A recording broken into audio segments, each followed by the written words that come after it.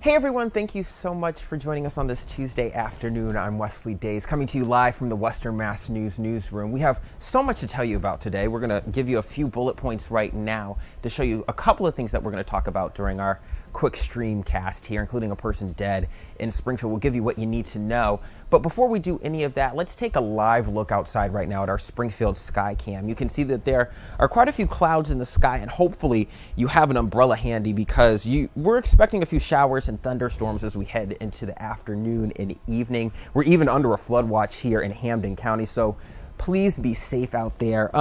But there is some maybe good news. I don't know if you're going to look at it like good news, but I do.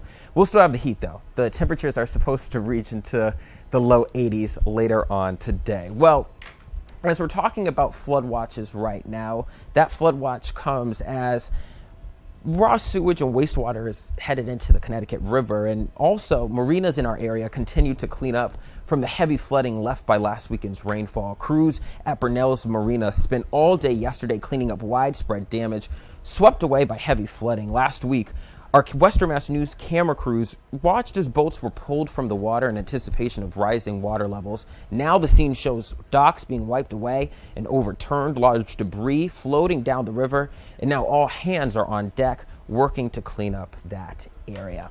Now, from water to fire now, we're going to talk about Northampton Fire Chief John Devine. He has recently been chosen to serve as the state's newest fire marshal. That's according to a press release from Northampton Mayor Gina Louise Shara. Devine has been the chief of Northampton Fire since March of 2020, right when the pandemic sent us straight into lockdown. He first joined that department back in 1998. So congratulations to him. Now we're going over to Palmer, where one person is dead after a fire there. It was on West Ware Road. Fire crews arrived at the scene just before 1:30 Monday afternoon. Mutual aid was called in from Warren, Ware, Munson, and even in Bondsville after local firefighters saw the flames were threatening to spread to the house and the nearby woods. Once the fire was extinguished, crews found the remains of a man inside. The Palmer Police Criminal Investigation Unit, as well as the Massachusetts State Police, are investigating for a cause of death. And now over in Springfield, police say one person is dead after a late night shooting there. Officers tell us that they were called to Marengo Park around 10:45 Monday evening. That's when they found an adult male in the car. He was rushed to the hospital where he was later pronounced dead. Police believe the shooting happened on the 100 block of Belmont Avenue. Anyone with any information is asked to call police. Now, in Holyoke right now, we want to take you to a shocking video that you can see. An investigation is underway after an attempted robbery at Furnari Jewelers in Holyoke Mall. It almost left them with one of their most priciest items gone.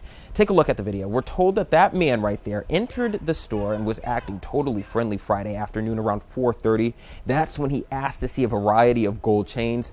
After a while of shopping around, the man was holding one of the heaviest and most expensive chains the store had to offer. But just seconds later, he was running out of the store. But there is some good news to this story. The owner was able to catch up with that thief, and as he was catching up, he threw that gold chain back, and it's back in the possession of Furnari Jewelers right now. An investigation, as I said, with the Holyoke Police is now underway. And finally, right now, over in Hollywood, the SAG-AFTRA strike is rolling into its 5th day right now. Actors from across the country have gone from holding scripts to picket signs after demanding more pay. Stars say their pay have been undercut by streaming services and inflation, making it harder to get by on their income. The actors are also calling for a re-innovation of residuals. The union has more than 160,000 members, which includes high-paid celebrities like Meryl Streep and Matt Damon. They joined the Writers Guild of America on the picket lines as they continue to demand for fair wages as well.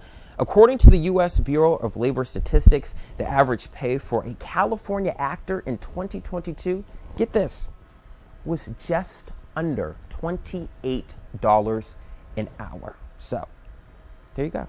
That's what you needed to know right now. We appreciate you for joining us on this live stream right now. If you want anything else on the stories that we just talked to you about and so many more stories that we're covering right now, you can head over to our Western Mass News app or even to our website at westernmassnews.com. And don't forget to join us later on this afternoon at 4 o'clock for Western Mass News, then on air, online, and on your phone. Thank you so much for joining us. We'll see you again real soon. Have a good day, everyone.